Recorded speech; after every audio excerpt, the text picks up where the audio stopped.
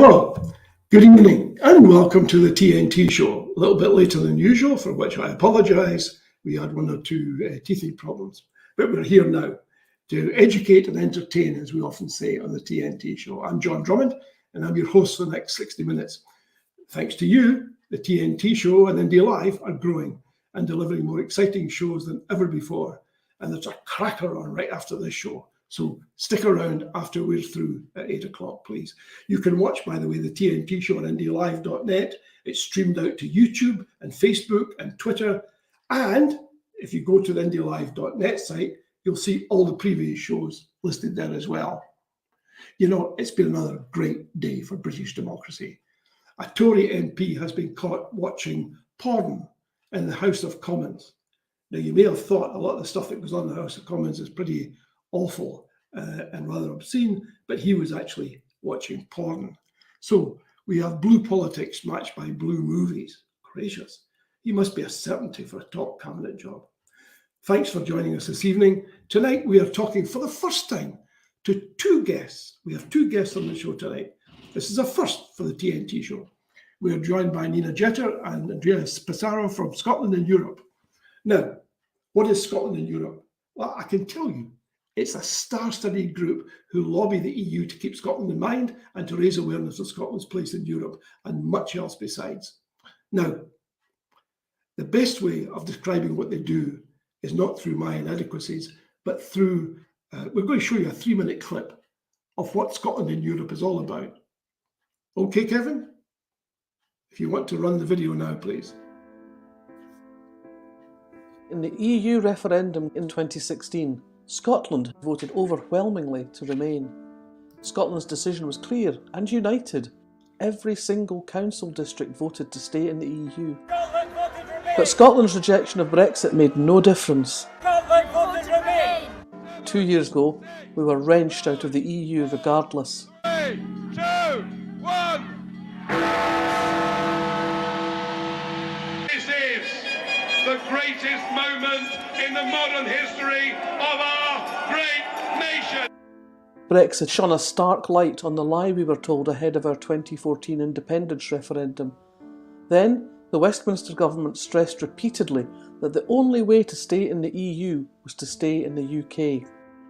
2 years later, we understood the depth of that deceit, the hallmark of the decades-long political divergence between Scotland and England. While England imagines itself as global Britain, we are a protagonist, a global Britain. Our range is not confined to the immediate European hinterland. Scotland understands the power of small nations working together. While the UK government framed its immigration policy as creating a hostile environment, Scotland wants to remain a welcoming nation, and Scots activists have repeatedly prevented deportations.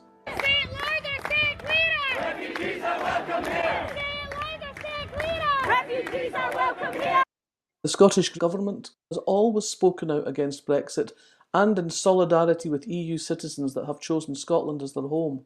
You remain welcome here. Scotland is your home and your contribution is valued. Scotland's governing SNP and the Scottish Green Party seek not just independence, but want Scotland to rejoin the EU, goals that gave them their largest ever share of votes and parliamentary seats in the Scottish elections in May. Yet not all Scots feel reassured that Scotland would be welcomed back in the EU. We want to campaign for independence with clarity about our future connection to a continent where we want to work, travel, study, settle, love and live. Therefore, we are asking EU institutions to take a stand and give Scotland the assurance we need, the assurance that we would be welcomed back. Please remember this. Scotland did not let you down. Please, I beg you, chers collègues, do not let Scotland down now. European civil society is already leading the way. Last year, Europe for Scotland published an open letter to EU leaders, signed by leading academics and many of my fellow writers from all across Europe, including Elena Ferranti, Daniel Kehlmann and Colm Tobin. My colleagues Ian McEwan and Philip Pullman were among many signatories from England. I believe they signed the letter not only from solidarity with us Scots, but also because they hope the end of Brexit will begin in Scotland. Those distinguished signatories have already been joined by thousands of other EU citizens. Their enthusiasm and solidarity have been so heartening.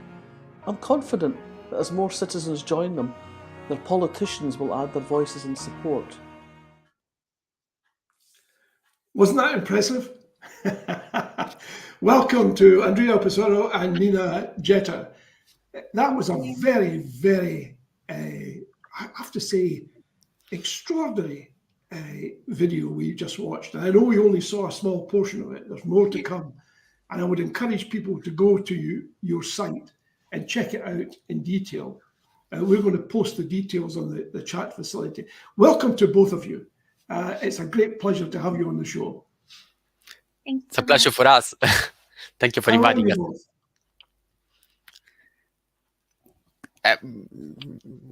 We are well. I mean, the sky is grey here. We are in Oxford, and it's full of clouds everywhere. But that's kind of the norm.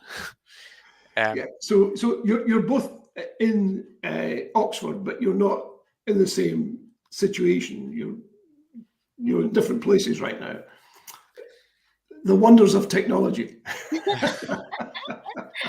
Well, we are in different rooms, and we come from different countries originally. So I'm from Germany, from Hamburg, and Andre, you want to say? I am from Rome in Italy, and I met Nina here in Oxford. So we are a European couple. A Roman and a Hamburger. Fantastic.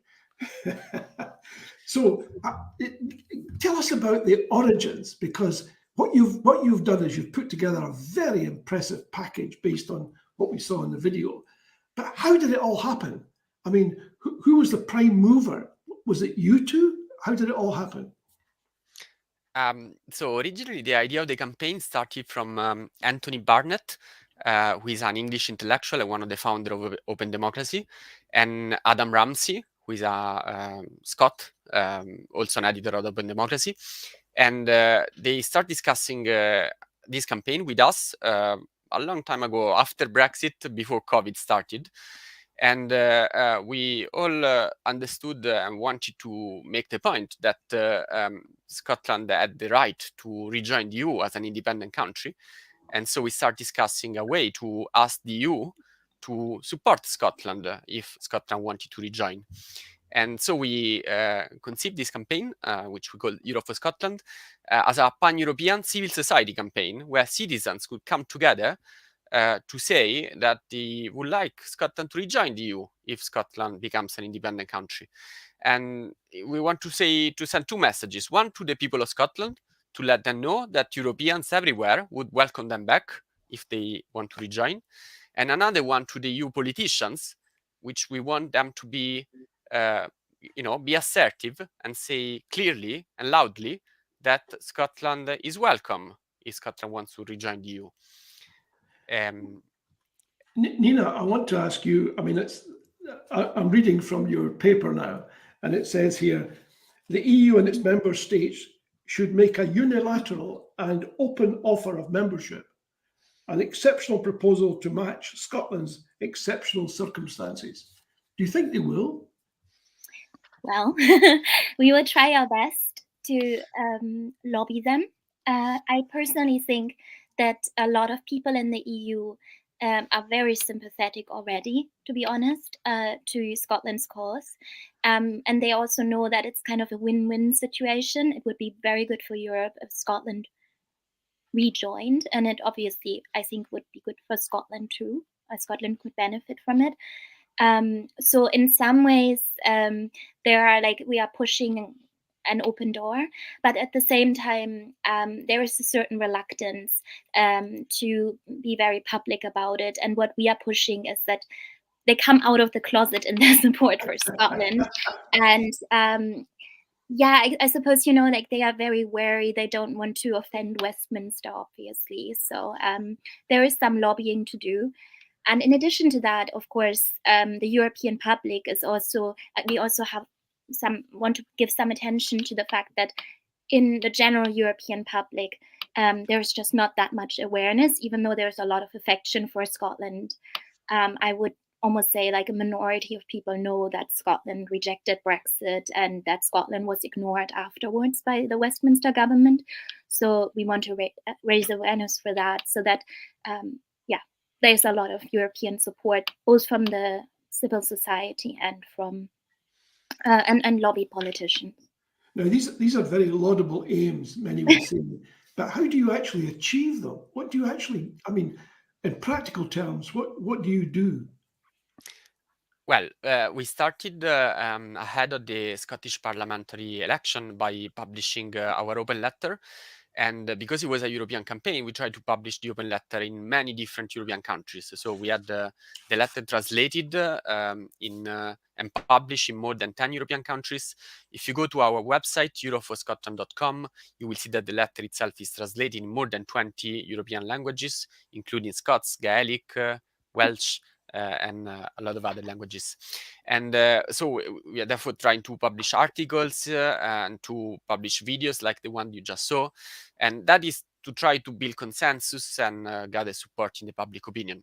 But we also want to be more practical, and because we want to convince you politicians, we have a plan to lobby the European Parliament in particular, because that's where we think that it's more likely that you politicians will come out and speak out on this issue. And for that, we have built a team of ambassadors that are in Brussels, that are lobbyists, lawyers, and activists. And with them, we are devising a plan to convince as many parliamentarians from the European Parliament to vote in favor of a resolution that state clearly that Scotland would be welcome back. I think that would be a tremendously positive step. I mean, I speak as someone who's a pro-European, obviously, and I'm nailing my colours to the mast here. I'm coming well out of the closet here. I'm saying, look, I would like that to happen. But I can understand the reluctance of governments, certainly, of making an open commitment, because I can imagine that, on the other hand, Westminster will be lobbying them to say, look, please don't say anything that might be construed as supportive of a change in our constitutional setup, whatever that may be, because we won't comment on yours if you don't comment on ours. And I can see there's a lot of pressure. So when you say you're going to lobby the EU and you're going to set up a team of ambassadors, would they work with MEPs? Is that the way it would work?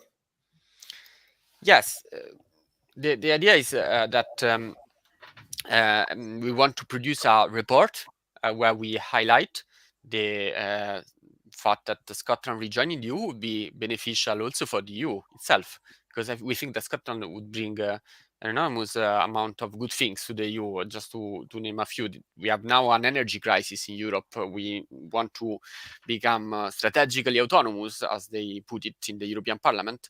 Yeah. And of course, Scotland has enormous resources, but also expertise and skills in order to build this kind of autonomy, and also a lot of remarkable capacity to have renewable energy and to match climate change. So we think Scotland is an example, a positive example, and a positive story for Europe as well. And we want to make this argument to MEPs that it's very much in their own interest to speak out on this matter, also because it's a popular cause with many Europeans, we think. Of course, now there is also the war that has changed the situation to an extent, because everyone's attention is on Ukraine. And as a campaign, we spoke out in support of the Ukrainian people. And that creates both, a situation in which European attention is not very much focused on Scotland, understandably, but at the same time, the war has made the EU make positive steps towards welcoming Ukraine and to become more welcoming in general, we hope. Yeah. So we think that could help also our cause. Yeah, I think... Oh, sorry. Oh, okay, fire away.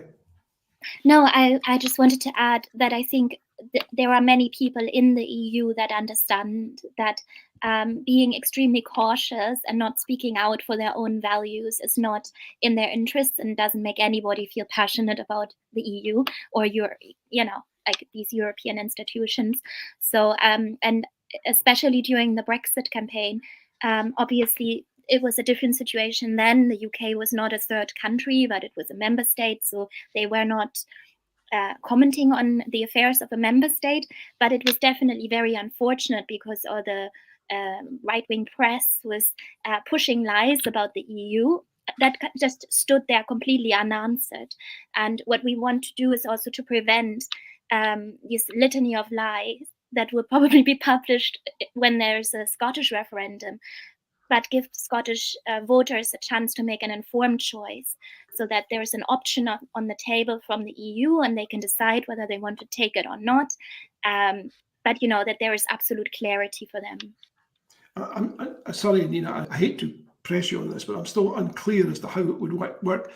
Let's say you're able to convince the majority of MEPs of what you just said, i.e. that there should be some declaration of some kind. Would that come from the EU, or would it be a specific statement purely from the Parliament, but not confirmed by the rest of the EU institutions?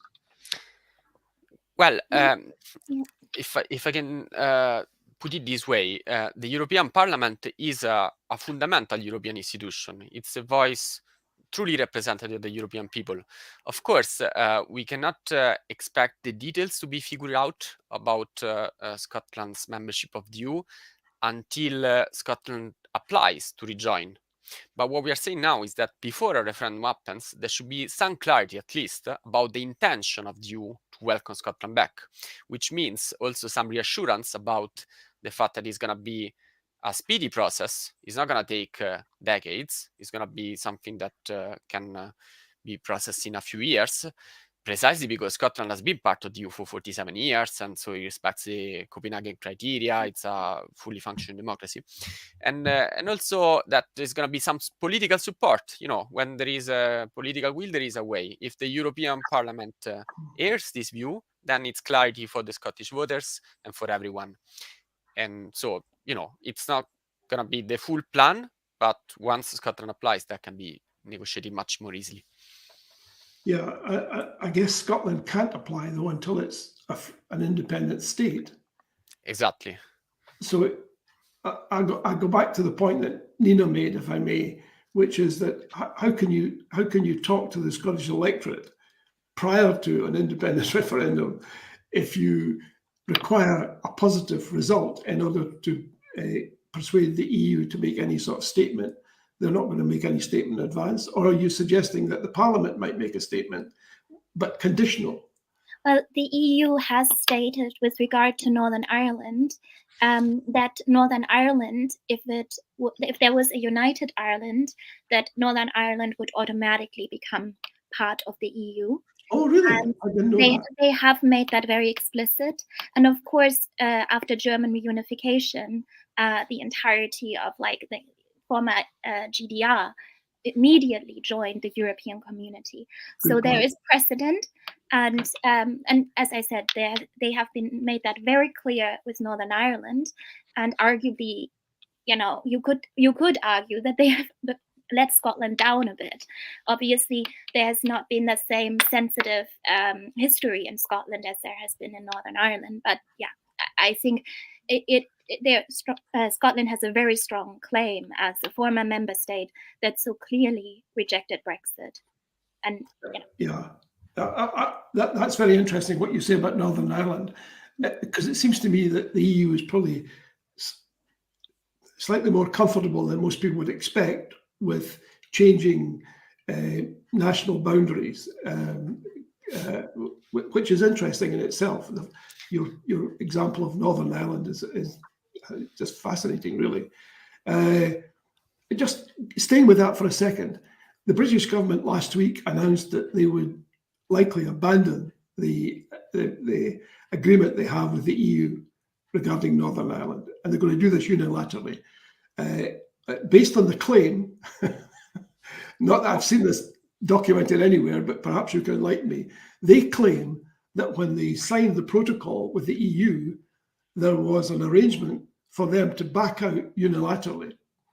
Now, this strikes me as bizarre, i.e., here's an international agreement which one party is able to renege on at will. It doesn't sound like much of an agreement, but anyway, that's what they maintain. Is that your understanding, Nina, of the Northern Ireland Protocol, that the UK can unilaterally abrogate its responsibilities? I think Andrea can probably respond to that better than I can, but I just think, I mean, the UK government has shown itself to be extremely comfortable breaking international law and being extremely unashamed about it. And they certainly have sunk enormously in terms of respect on the global stage. And as a result of it, and I think they are definitely acting very, like a bit like a playground bully.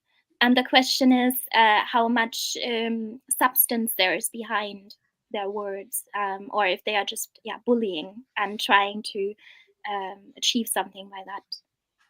But Andrea, I think you can respond better. No, I mean, I would only add that whether or not they can do it, what's more important to think about is what he says about them if they do it. And he says about them that they sign an agreement and they step back on it a couple of years later because it doesn't suit the political agenda.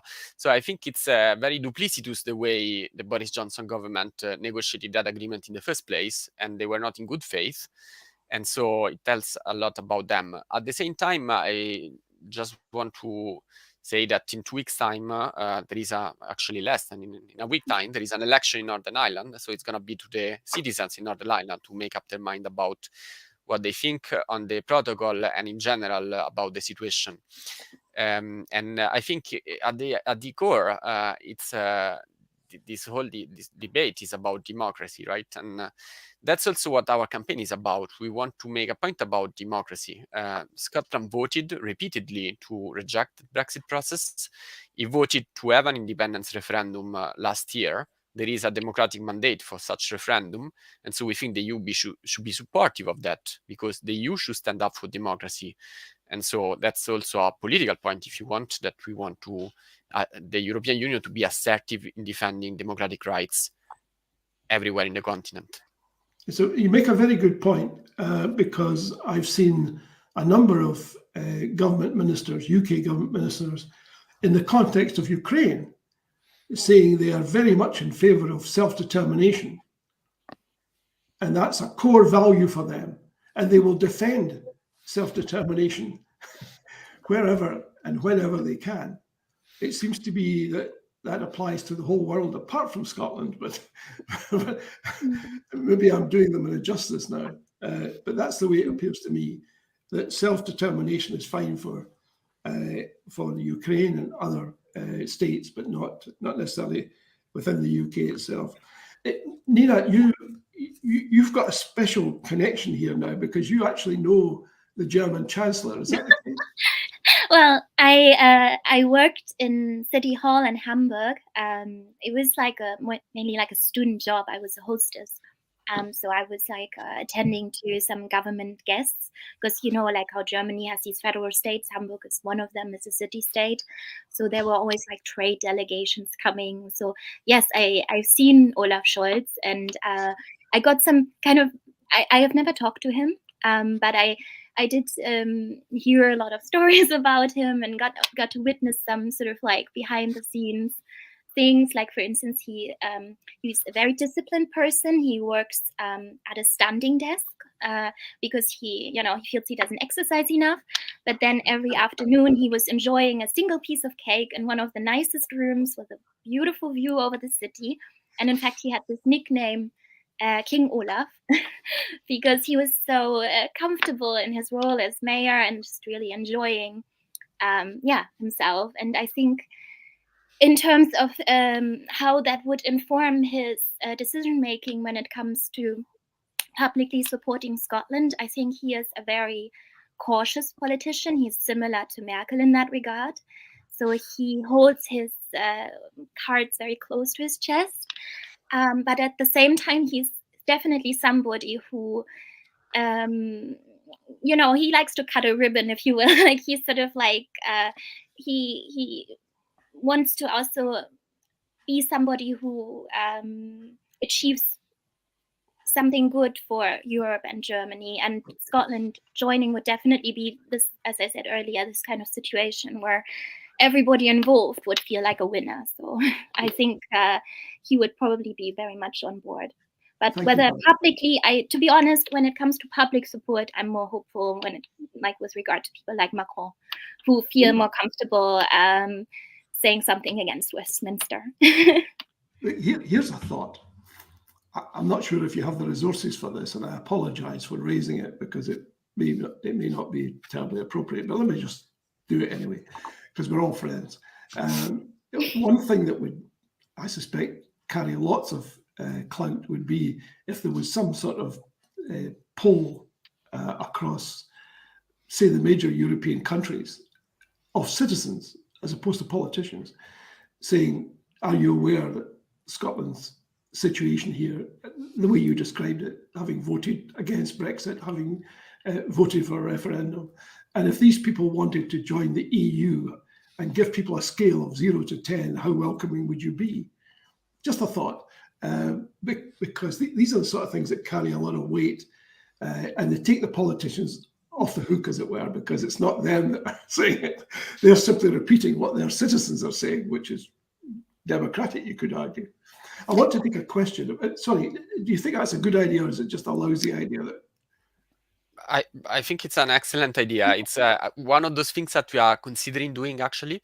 Another one that we're considering doing is an artistic contest, where we invite Europeans to express artistically, whether through an image, through a piece of writing, or some other forms, what they think Scotland's place in Europe could be.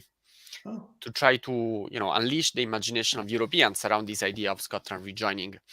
And broadly speaking, every way in which we can let Europeans express their opinion and their desires with regard to Scotland is something that we want to pursue. Only just to add something very brief, I think, like, your idea, John, is brilliant. We can consider doing it. Like, of course, it makes sense when there's lots of responses, which we may have in some countries, but generally our impression is that there is enormous goodwill towards Scotland, and interestingly across the political spectrum. And of course we are also a civil society campaign. We are not linked to any party, which is an advantage because it means that we can appeal to people of different political colors. And and it's like in Germany, for instance, definitely across the political spectrum, I think people feel warmly towards Scotland. And in fact, Scotland is often seen as, of course, there are some other countries that might want to join the EU where there might be more divided opinions. So Scotland is definitely the most popular choice across the board. That's good. That's super. I would like to take a few questions now, if I may, because this is a live show and we encourage people to submit questions. Mick Fenwick is asking, first of all, he's saying thank you sincerely to both of you. He said, I don't want to cause you any problems on an issue, but he said, might Scotland find it to be more comfortable and effective to join EFTA? Well, it's a good question. In a way, it's not for us to answer this question, though. It's our concern is to convince the EU to offer full membership to Scotland. Then it's up to the Scots to decide what to do, and so we don't want to take a position on that regard. What we can say from our standpoint is that, in a way, we would like to hear Scottish voices in European institutions. We would like to hear a Scottish voice in the European Parliament. We would like to see a Scottish member of the European Commission, because it would be in the best interest of the EU to have these Scottish voices. But then it's up to Scotland to decide whether to go for the full membership and have these Scottish voices, or just to remain apply to EFTA, which also entails a quite complex process of application. It's not like so much easier. I mean, that's the tone. Thank you for that, Andrea. That's the tone of some of the questions. People are concerned about how long it might take. They're not challenging your contention that Scotland will be welcome. That's not what they're saying. What they're saying is, look, we've looked at the numbers and it seems to us that it takes a long time. Well, Finland was there's been no precedent, of course. There's never been a country that left the EU against its will and now wants to rejoin. So that would be a first. But Finland, for instance, it took 3 years. So there have been quick processes and there have been long processes. And it depended very much on the situation in the country, how closely the country was aligned to EU law. And obviously in Scotland, having been a member of the EU for 47 years, this alignment is still very much there. So, it would be extremely surprising to me if Scotland would take longer to join than Finland, and you could argue that it should be even quicker than Finland due to what I just said, that it has been a member before and left against its will. Can we talk about the elephant in the room? Let's assume that you all got what you wanted, i.e. that the whole intent and purpose of Scotland and Europe is for Scotland to rejoin the EU. Let's assume that happened. What would the effect be on England, do you think? Because there's bound to be an effect. There would be a border, I assume, between Scotland and England. But what would the larger effect be, do you think? You go for England. That's why I'm asking that question, not for any other reason. That's a very good question. I guess one point to which to address it is to say that a lot of Scottish, a lot of English supporters, a lot of English people have supported our call, precisely because they think that Scottish independence would be good for England. This is something that Anthony Barnett has written at length about, but also people like Ian McEwan or David Edgerton, who is a professor of British history, are convinced that Scottish independence would unleash a process of reckoning about English identity, a debate about England democracy, which would be beneficial because there are many issues with the way democracy works in this country across these islands. And so the debate that is already happening in Scotland about how to better make a better democracy should also happen in England, and Scottish independence could be a way to trigger it. I also think I'm definitely feel optimistic. But I do have some progressive English friends that would really not like Scottish independence because they would fear that would leave them to Tory governance forever. For instance. But I think I cannot imagine a scenario where Scotland would become independent and England would stay as it is. And they would just say, okay, Scotland now, they have all these connections with the EU, their trade is flourishing, like Glasgow Court is revived, whatever. But we are sitting here isolated and continue where we were. I mean, this is inconceivable to me. I think the voters are, flexible, obviously. Many have shifted their allegiance over the past decade. And I think, I honestly think people would have, it would be much more likely for England to follow Scotland's example than to double down on their cause. And let's just test that hypothesis, if we may, because it's I'm very sympathetic to it, but let me put some hard facts on the table. First of all, the Conservatives show no great willingness to revisit Brexit. The Labour leader has said that Brexit must happen. Now, taken together, they represent the vast majority of MPs in the House of Commons. Whatever individual people may say to you, the reality is that the political class has decided that England will stay Brexited. It's hard to see how the Labour leader now can change his mind and say, well, in view of the fact that Scotland has rejoined the EU, I feel quite differently about it, because that's the very opposite of what he's saying right now. No, but I mean, there are a million forms that Brexit can take. And one of the hardest Brexit was chosen, which was obviously not endorsed even by many people that voted for Brexit in the first place, and that had never been advertised at the time as what would actually happen. So I think, like maybe they would choose to be like Norway and have some, ties to the EU, but still, stay apart from it. So there is multiple options for them, and I'm sure that politicians would consider all of them once Scotland was independent and following a different path. Well, that's interesting. I have a question here, by the way, from Charles Smith. I have to confess up front, I don't understand it. Are any connections being made with DM25? What is DM25? Do you know? I do know because I was part of it and part of the National Collective in the UK. The N25 is a movement which was launched by Yanis Varoufakis in 2016 to democratize the EU. I'm not part of DM anymore for reasons that it's probably not the right place to explain, but I can say that we do have still connections with a lot of the people that were part of that movement. In fact, some of those people are part of our campaign right now. And we share the similar view that democracy should prevail in Europe and therefore also in Scotland. And so, yes, Charles. is one of our first signatories. Who was? Sreko Horvat.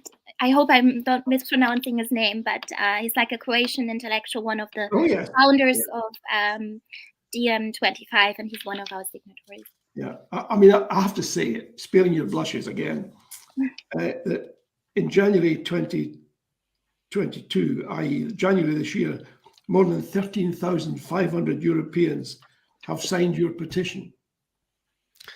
And I described it as star-studded. And I have to say, that's a slight understatement, really. I mean, you've mentioned Anthony Barnett. And by the way, we'd love to have him on the show if you're talking to him. Sorry? No, I said he would be delighted, I'm sure. Well, extend an invitation, please, and I'll write to him if you give me his details. There's just so many illustrious names here, and you know, it's quite extraordinary, this degree of goodwill and interest. I have to say, it's remarkable. I want to take you on to another subject, if I may, because right now, essentially, in Scotland, there are elections coming up, they're local elections. And we talked about democracy and the need for better democracy across the EU. Perhaps one of the first places to start would be local democracy in Scotland, which is, it's almost an oxymoron. And that there's just, I mean, there's very little local democracy, as would be recognised by anyone in Germany or in Italy, frankly. But it has the name, local democracy, and there's elections coming up. So there's a bit of election fever, and there's lots of political talk on social media, Twitter, Facebook, etc. But one of the issues that crops up again and again is this one. There's one camp of people who say, look, enough's enough. You know, we've been dragged out of Europe, disgracefully ignored. We voted for a referendum, it hasn't happened. We should declare some sort of UDI, or we should put together a citizens' convention. We can't leave it up to the Scottish Government because they've shown themselves to be unable to bring things to a head. And now's the best time to do it when attention is focused elsewhere. That's one argument. The other argument is this one, which goes, one has to be cautious. One has to be cautious because there are people who still need convincing outside of Scotland that this is a good thing.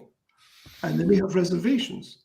They may, for example, be looking at an entity that calls itself the Scottish National Party and say, oh, I just hate the idea of that because these are nationalists and I really don't like the idea of supporting any form of nationalism. And they would caution, take it slowly, a step at a time, convince people, particularly those outside Scotland, of your intentions, and that those intentions are laudable and not going to cause difficulties for other people. What's your take on that? Just simply reflecting on that without necessarily going into a great deal of detail. Which of those camps do you think has the strongest argument, would you say? Annie, do you want to take it or shall I? Up to you, Nina. Well, I would say I definitely completely understand the frustration of everybody in Scotland who just feels absolutely fed up being dominated by Westminster. So I completely understand a sense of urgency. At the same time, I don't think it's the best strategy. So if you will, there were kind of two football coaches, and both want to win the match. And I think the cautious one would win the match, definitely with Europe. That's my hunch because, yeah. Sorry, Andrew, you want to add? No, I just want to reinforce what you were saying, because in a way, I mean, we are all very much political activists here, and so we are very much on top of the political agenda. But a lot of people in these past 2 years have been very much concerned by COVID. Now they are concerned by the war, and they don't necessarily see the urgency in the same way as we do. And in a way, what's important to remember is that politicians are humans as well, and they have one attention span which is limited. At the moment, everyone everywhere is focused on Ukraine. So from a European standpoint, feeling that there is a constitutional crisis in Britain right now wouldn't necessarily be something that they would welcome. That said, of course, everyone very much remembers the Brexit quagmire, and also who is Boris Johnson. So if things are done calmly but firmly, with maintaining the timetable that has been approved by the people in the Scottish parliamentary election, which was to have a referendum in the first term, part of the parliamentary term, by the end of 2023, I think that's a very reasonable position, given the fact that we are getting out of the COVID pandemic slowly, although there are still people getting sick every day, and this is something to be kept in mind. And we also need to be wary that Boris Johnson's position is clearly still firmly against a referendum, but we think that he cannot sustain that position for a long time. And if the Scottish government maintain a clear case for the democratic mandate that he got from the people, that must be respected. Surely we will make our case among the European public opinion to remind everyone about these facts. But I think everyone understands, if there is an election and people with more than 50% of the Scottish people voted for parties that wanted a second independence referendum. So there is clearly a democratic mandate. No one can deny that. So eventually things will fall in line. And I think being cautious right now is the sensible way to be perceived as sensible from the EU as well. Okay, that's interesting. I don't think the debate in Scotland will go away. It's just that, and it's probably the nature of these things anyway. Yeah. I mean, if you look at historical precedents, there's always a split between the folks who want to go right now and the folks who'd rather wait. You can go back over the centuries and see that too. So we're running out of time, I'm afraid.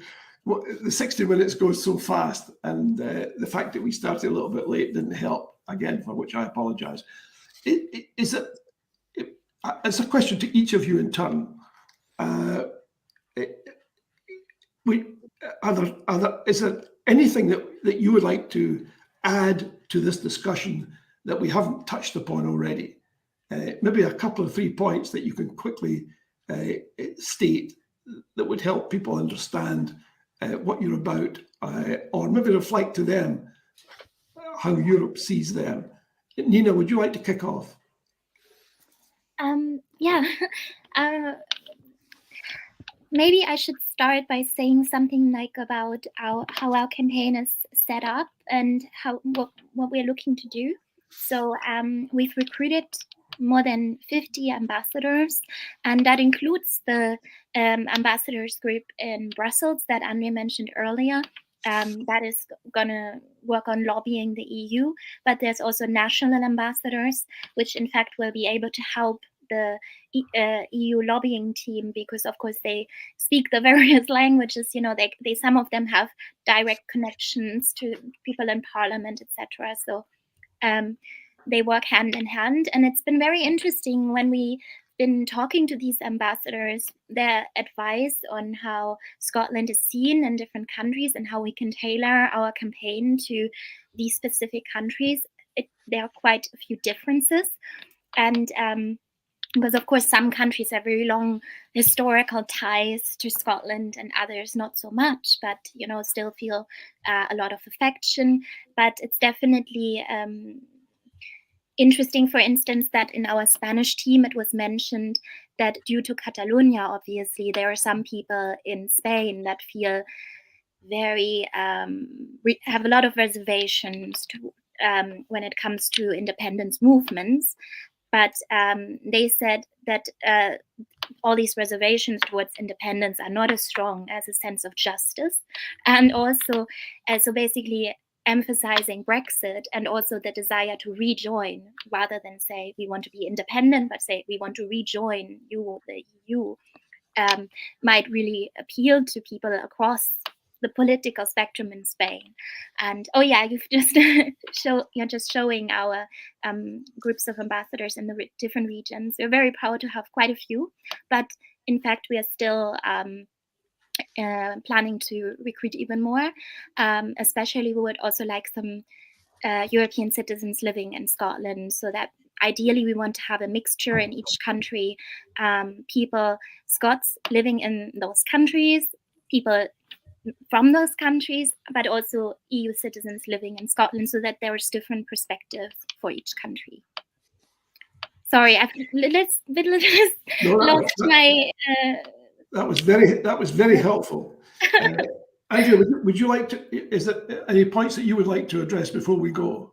Well, I mean, I want to pay tribute to the enthusiasm of some of these ambassadors. There is a group of French ambassadors that meet almost every 2 weeks, and they are full of energy and enthusiasm. They all are very passionate about Scotland rejoining. And in other countries as well, this is growing.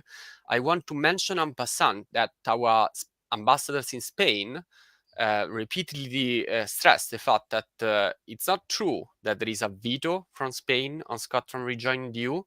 The Spanish Minister for Foreign Affairs has already clarified publicly that there wouldn't be a veto if Scottish independence is recognized by Westminster. And we think this is a message from them that we want to convey.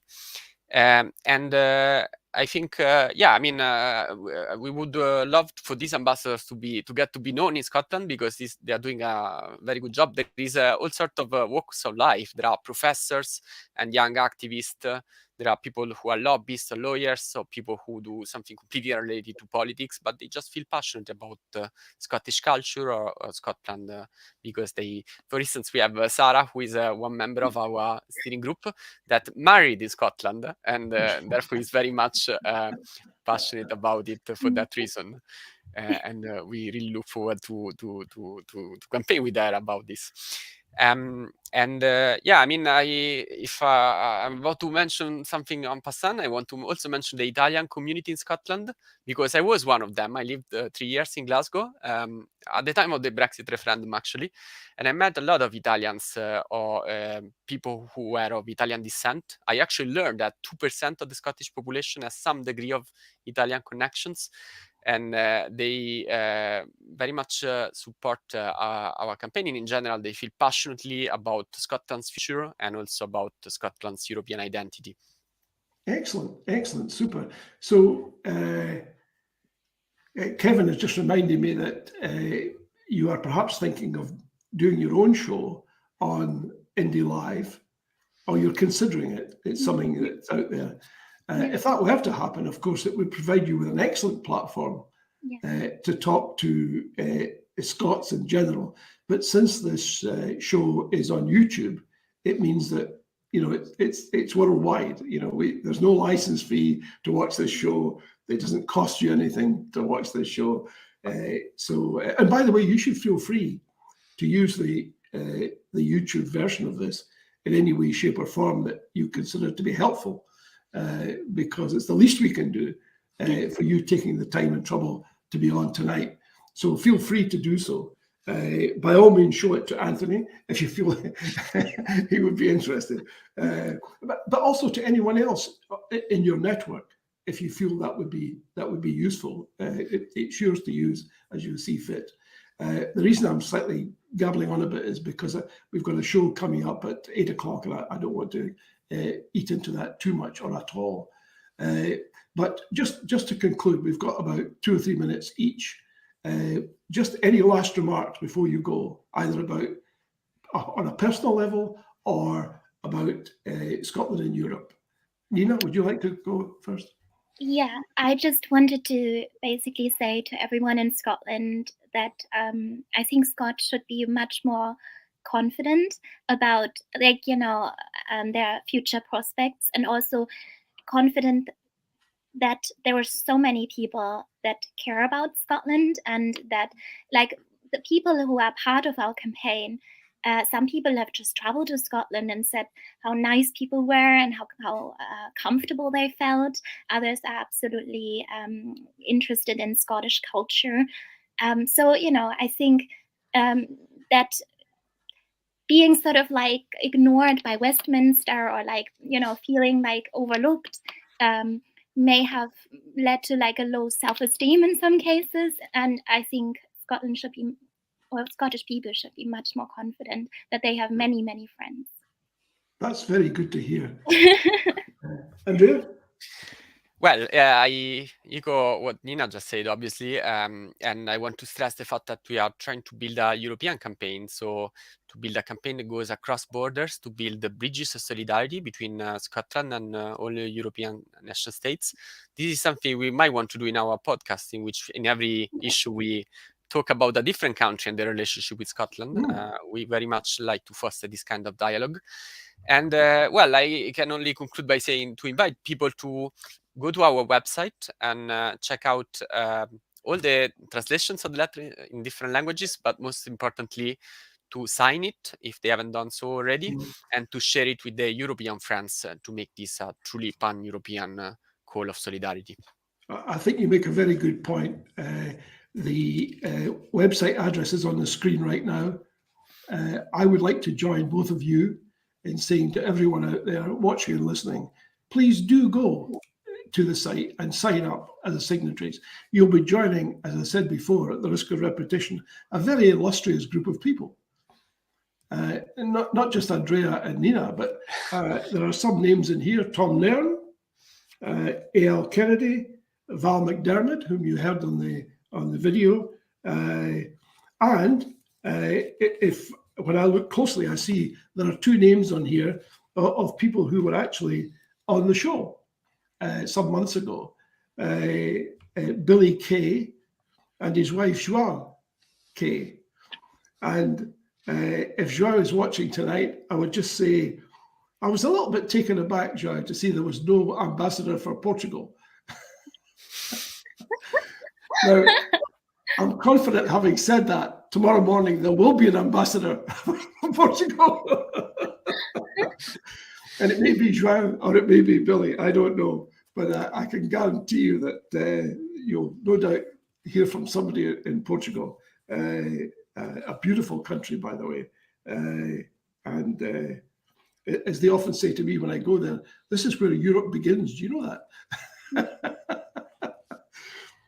So yeah, that's very good. And that's lots of other names in here of people that I think most of the people watching and listening tonight will want to be associated with.